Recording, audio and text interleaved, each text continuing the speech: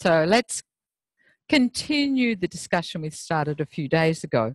First of all, about feedback. So you're going to ask for feedback tomorrow from the two other people that you'll be teaching. They won't be the two people that you've been preparing the lesson with. So they'll two others of your colleagues. And again, it's such an interesting process. How do you go about that idea of what do I think would be powerful to learn for me for this practice that we're doing tomorrow?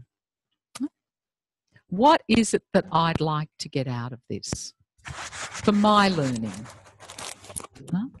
And, you know, it gets really interesting and feedback, and I'm sure you've already done quite a bit on it, but how do I ask the questions that help me?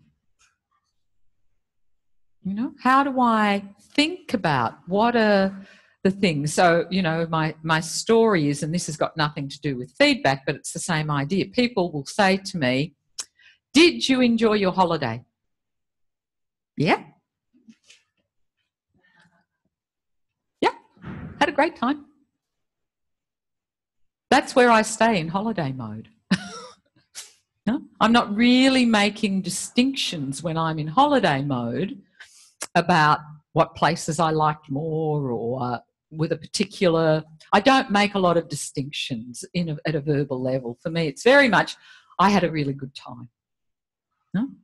So often, when we first start, people then have to ask me more questions in a way to get more information out of me. So why am I saying this? So have a look at what you're interested, what it is you think would be powerful to learn, and then just see, am I asking them too open a question for feedback? Would this question alone get me the information I want, or do I have to break it down a little bit? No? Make some more distinctions about it that would be valuable. So again, you'll be asking them before you start the ATM tomorrow. So you're going to ask them before you start, this is what I would like feedback on at the end of the lesson. And then Lisa and Jen and I we've got a couple of groups each, and so we'll find out too what it is that you would like your feedback on. So that's the first thing for you, just to think about, how do I get the feedback that I actually want?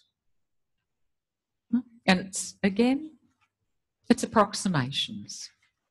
You find out, oh, I don't know that I got very much from that. What could I do next time that would... One example of which kind of question?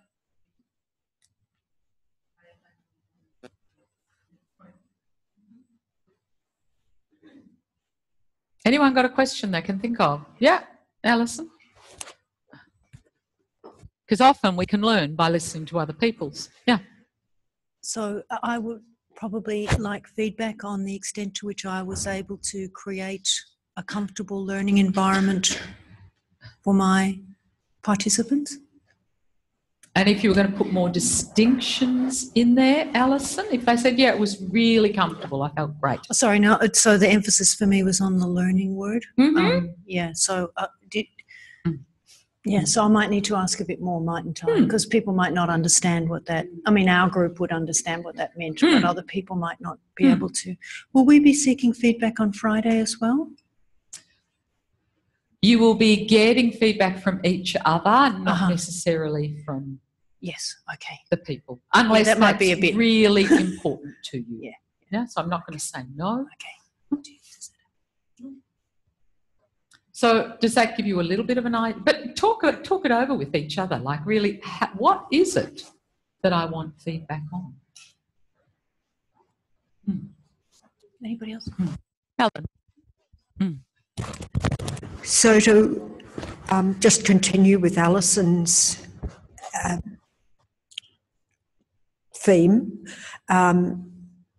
did you feel encouraged to make distinctions, and did you feel continually reminded to or to allow your attention to be on a movement, and was it specific enough for you, or were there too many things to pay attention to, too much getting into foregrounding and backgrounding, or was it just right, or what could there have been more of? Would it have been better to have just had my attention, your attention redirected to a smaller part of the movement, or did you want your attention? Would you have liked reminders to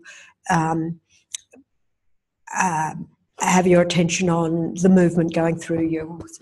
So Helen's making lots of distinctions there. Huh? So that's what you're doing. Am I asking too much? Because this is what we do. Am I asking too many questions? Am I not asking a detailed enough question? What is it? And how can I begin to formulate questions that actually get me a little bit more information, or the information that is useful for me? And so then you're getting it. Some of those answers would be a sort of global feedback, and some of it would be more indicating the preference of that individual giving you feedback. Absolutely, Helen. Absolutely. So we'll talk about it more after you've done one process of it. So at the moment, where it's just you coming up with what you think would be useful questions to ask. Or useful, not even, what do you want them to pay attention to during the lesson of what you're doing? So for Alison, it would be, I want feedback on, did I develop an environment that you felt that you could learn something from the lesson? And then they might look at her going, huh? And she goes, okay. I need a little bit more detail here. Huh? Or it might be, did I do it, which was a little bit more yours, Helen. How did you feel how I moved your attention during the lesson was helpful for your learning?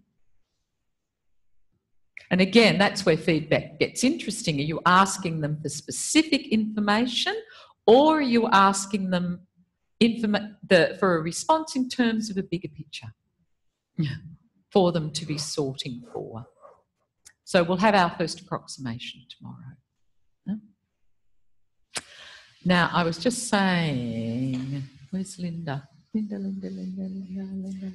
Linda. So Linda just came up to me, and obviously she hasn't been here last week, as we know, and she's sort of she's got this lesson and she doesn't know much about it. And is she going to do the lesson tomorrow? I said, do it. It's really important that you do not set these up as tests. And I know we all default to that, but that you really keep coming back to just reminding yourself, this is an opportunity for me to learn something. I'm going to have two of my colleagues who I know are going to give me can really help with feedback tomorrow. So I was just saying to Linda, feel really free at some part of the lesson going, I just got confused. Did you hear that? I think the more that we can be open in our process of being a learner, rather than trying to hold on to this idea that we've got to have it right. And I mean, this is what I think the second time you've taught, unless some of you have been, maybe some of you have been practicing between segments. So, it really is about your learning. It's really about my colleagues are here to support me in my learning. And, how am I going to use them to help me, support me in my learning of becoming an ATM teacher? Okay, so tomorrow, could you now quickly get into your groups? Because we're just going to organise just quickly what's happening in the morning. So in your groups of 3. Kevin's not moving, so everyone has to go to Kevin.